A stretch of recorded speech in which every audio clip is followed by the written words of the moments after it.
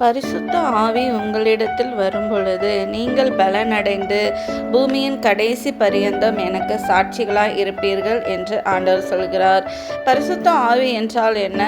பாவத்தை விட்டு மனம் திரும்புகிற நீங்கள் மறுபடியும் பாவம் செய்யாதபடிக்கு பரிசுத்த ஆவியை ஆண்டவர் உங்களுக்கு தருகிறார். பரிசுத்த ஆவியை பெற்றால் பாவம் உங்களை நெருங்கும் பொழுது ஆண்டவர் உங்களை உணர்த்துவார் இது பாவம் என்று. பாவம் செய்யாதவர்கள் யாருமே கிடையாது. ஆனால் ஆண்டவர் யாரையும் பாவி என்று யாரையும் புறக்கணிப்பதில்லை, ஒதுக்குவதில்லை. ஒரு விபச்சாரத்தில் கையும் களவுமாக பிடிக்கப்பட்ட ஒரு ஸ்திரீயை ஆண்டவர் இடத்தில் கூப்பிட்டு கொண்டு வந்தார்கள். அவளை கல்லை எறிந்து கொல்ல வேண்டும் என்று அனைவரும் சொன்னார்கள். அப்பொழுது ஆண்டவர், உங்களில் யார் பாவம் செய்யவில்லையோ அவர்கள் முதலாவது அந்த ஸ்திரீயை கல்லெறிந்து கொல்லுங்கள் என்றார். அப்பொழுது சிறியோர் முதல் பெரியோர் வரை எல்லாரும் போய்விட்டார்கள். ஏன்னா பாவம் செய்யாதவர்கள் யாருமே கிடையாது.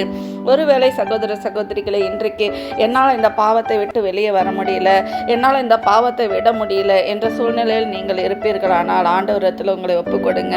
ஆண்டவர், இந்த பாவத்தை விட எனக்கு உதவி செய்யுங்க அப்படின்னு கேட்கும் பொழுது ஆண்டவர் உங்களை பரிசுத்த ஆவியினால் நிரப்புவாங்க. உங்களுக்கு பாவத்திலிருந்து விடுதலை தருவாங்க.